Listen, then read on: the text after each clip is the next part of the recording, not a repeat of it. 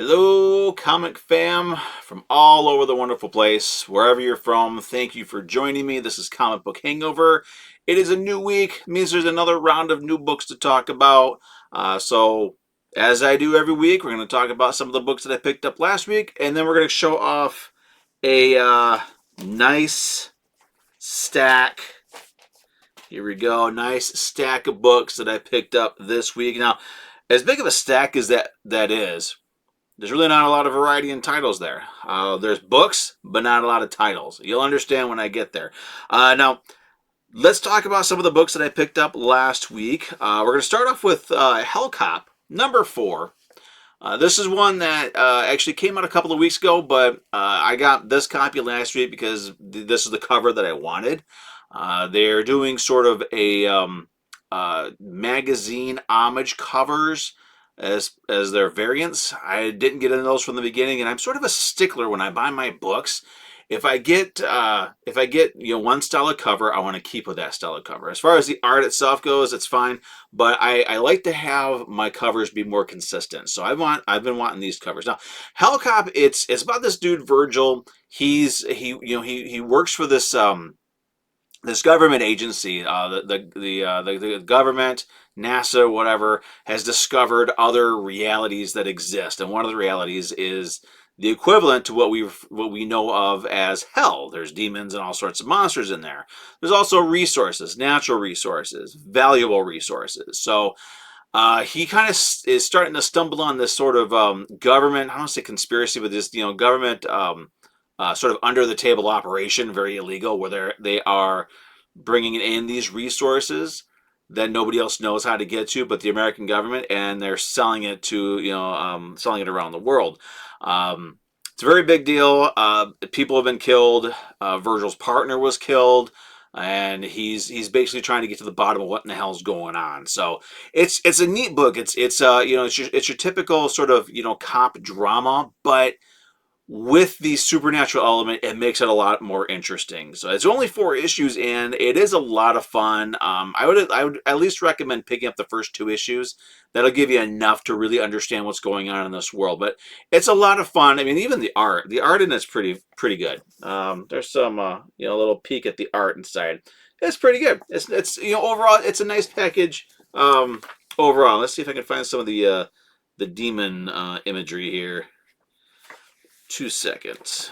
Not used to really handling my books like this, but I'm not gonna be able to find anything major. Anyway, good stuff. Plus, on the back of these, we have these. If you guys remember the old school comic book fan collectors, you remember these mail order things. They have those in the back of it too. So that's a lot of fun. But Hellcop, it's great. It's from Image. It's a lot of fun, and I do recommend it. Something different, something a little bit out of the mainstream, and yeah, I just kind of realizing this shirt makes me look fatter than what I actually am. So I do apologize for that as well. Moving on, not a whole lot to say about it, but there is Power Rangers number 16. Not a whole lot to say about it other than the fact that it ends the Eltarian War. We've got Zed in a new position in the sense that, there's sort of this hate-respect thing between him and Zordon. Zordon has to go back in a tube because his new mechanical body can't sustain it, and everything is kind of like going back to the way it was. Goldar and the other baddies worked with the Rangers to defeat the Imperials and save the universe. They decided they were given a choice as to whether or not they want to just go off and do whatever they want to do, or do they want to go back to Zed, want to go back to the moon, and decided to go back to the moon. So, some things change, some things don't. But probably the kicker on this is the last page. We've got, Zed being Zed, and then he takes off his helmet and sets it down. So there's possibility that we're going to finally be able to see what Zed looks like without that helmet on. I mean, we know he has no skin. We know his brain is exposed, but the face we've never seen. Although we do get to see his eye. But the Ulterior War is a lot of fun. It was a great way to bring the Omega Rangers and the Power Rangers together. It's really kind of expanded the Power Rangers universe, and I mean I can see now where we're going to be on to bigger and better things with the Power Rangers. But it's a lot of fun. The whole Power Rangers line of books is sorry about the shaking there. The whole line of Power Rangers books has been a lot of fun. Mighty Morphin and Power Rangers. It's been a blast. The last book from last week is going to be Silver Coin. Now, this is a horror anthology, as I've said a couple of times before. We're on issue 9. It's a horror anthology. The main connecting thread is the titular silver coin. Whoever gets the coin, it sort of makes their wildest dreams come true, but always at a cost. It's sort of like the Tales from the Crypt sort of endings. This one here focuses on a corrupt cop who owes money to somebody and is kind of forced to do jobs for them. One of these jobs is to set fire to buildings that the corrupt whatever want to build other things on. So he winds up doing that. Gets involved in a situation where he's discovered by this little girl and tries to kill the little girl, winds up inadvertently becoming the hero that saves her life, and it becomes this big deal. But towards the end of it, he does get his comeuppance. He likes to set fires to building and burn people's homes and kill people with fire. Silvercoin decides, well, if you like fire, you're going to give you all the fire you want. So, but Silvercoin, at least it's a great series. It's a horror anthology. Again, the only connecting thread is the silver coin. Now, some of the issues that we've gotten so far, they are sort of adding more to the mythology, adding to, what is the silver coin? Where did it come from? I think the next issue we're going to be, getting more of, is there, what about the whatever's inside of this coin? What powers it? We're getting more answers. So I'm hoping, though, that we don't get all the answers, because I do like to have some mystery in my comics, especially with books like this. I like to have some mystery in there because it keeps things interesting, So that's it. Like I said, that's it. I really didn't get a whole lot of books last week, so those are all the books that I did pick up that I was able to read from last week. Before we get into the books this week, again, as always, thank you all for your continued support. I'm up to 170 subscribers now. That's awesome. We're closing in on 200. Thank you very much for your support. And of course, if you enjoy what I'm doing, like and comment, share the video. If you're watching me for the first time and you like the comics that I'm sharing that I'm talking about, I'm also going to start going through my books again. I've got probably about 10,000 comics that I have in my collection. I've been collecting since 1990. So I'll be going through some more of my books and adding, a different sort of content to my channel here. But if you like what I'm doing, go ahead and subscribe as well. Hit that notification button. So just like with this one here, I got it out a little bit early. I got it done early, so that notification button's going to come in handy for this one. Also, I'm going to try to talk about some other channels. There is one. This dude that I talked to online, Gary, Comxfan for life. I'll put a link to his channel down below. Go ahead and check him out. He's just like me. He's just a dude talking about new comics that he picks up. He likes to show off the books that he gets. He actually gets more books than I do every week and has a wider variety of books than I have. I've kind of whittled down what I get to the bare minimum of what I like, and now I'm kind of expanding a little bit. Speaking of which, I did drop Something is Killing the Children. I came up with a situation where I needed money, like emergency money, and so I sold off my collection of Something is Killing the Children. I got a good price for it. I was able to cover what I needed to cover, so everything is fine. But honestly, when I was thinking about it, I was like, do I really want to sell this set off? But the fact is, with the delays, I've lost interest in it. I still am curious about the story. I'm curious as to where it's going to go, but I've lost interest in buying it every month. So what I'm doing now is I'm going to switch over to, since I got the first hardcover of the first 15 issues, I'm assuming that when issue 30 or 31 comes out, we're going to get another hardcover for the next 15 issues. I'll pick that up and read it from there. I'm just going to read it in a collected format, either hardcover or trade paperback. So that aside, again, link in the description down below. Check him out. Check out Gary. He's got some good stuff. Like I said, he collects a wider variety of books than what I do. So that said, let's go ahead and get into the stack of books that I picked up this week. Now, anybody who, and I'll actually put a link to my my Snapchat? Yeah, Snapchat. No, not Snapchat. Instagram. Snapchat I have, but I don't really use it for anything. But Instagram, I'll put a link to my Instagram down below. I do post stuff about my comics on there as well.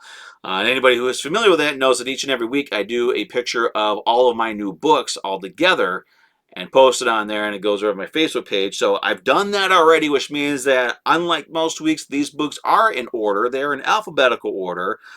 So let's get down to it, starting with Batman vs. Bigby, A Wolf in Gotham, number 6 of 6. DC did release their solicits for the month of May. Fables 151 is on that solicitation with 2 covers, both Fables worthy covers. I absolutely cannot wait. Can't wait to dive into this one as well. Now, I was able to just get this issue. My LCS did not get the variant, so I won't have the variant cover until next week, which is fine. You know, it'll go up on the wall as well behind me. All right, so next one is the one that I've been waiting for a while to check out and hope that it's good. Although there's certain things about it, and this is let's just show it right here. Ghostwriter, number 1, another number 1 for Ghostwriter. This one here, the solicitor says that he's married and he has kids and he has a job and all this sort of stuff. It's like he really the only person he's ever had an interest in is Roxanne Simpson, and he had 2 kids with her, a boy and a girl. They're all dead.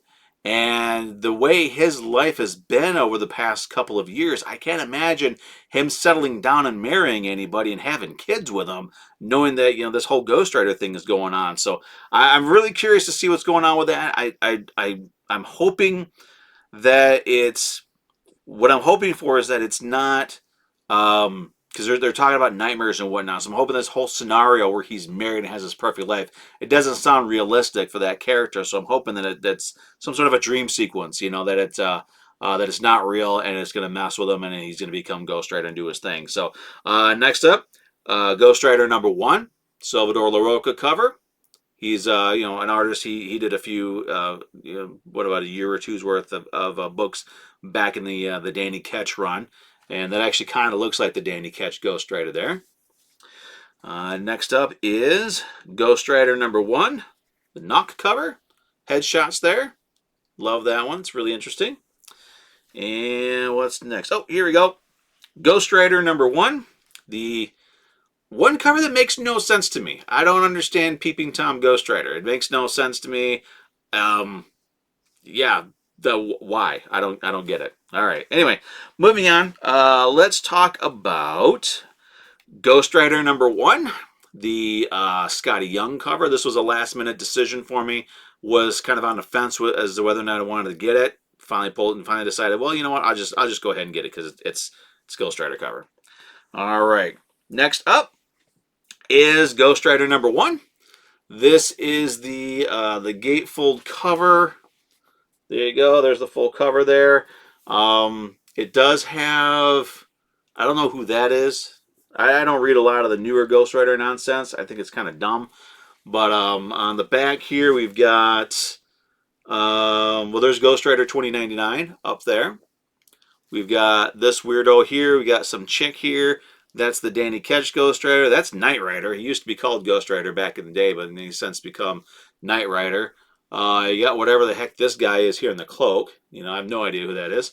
On the front, we've got Vengeance. Right there's Vengeance. We've got Spirit of Vengeance, which is basically the original Cosmic Ghostwriter. We've got the useless. I'm not a big fan of Cosmic, the Donny Cates Cosmic Ghostwriter. I think it's kind of dumb. We got whatever the heck this is up here. I think that's Robbie Reyes, the Ghost Driver. And we've got, that looks like, that, I don't know. I don't know who that is. That's a chick. I don't know who that is. And then there's Ghostwriter there. So anyway, quite a few Ghostwriters on there that I have no idea who they are because, you know, this whole nonsense of having all these different Ghostwriters to me makes no sense. It dilutes the character's interest, and the interest factor of the Ghostwriter gets diluted when everybody can be a Ghostwriter. So now moving on, Power Rangers. Hey, we're saying something different. Power Rangers Universe number 3 of 6. This one here, I'm essentially just basically getting for the covers at this point. I mean, the story, it's okay, but there's a lot of it that makes no sense at all. And it's kind of hard to follow, but I'm hoping that at the halfway mark here, it's a 6-issue miniseries, that things will start making some sense. But the covers are great. I love these covers. I mean, we got, issue 2 there. Going to have issue 3.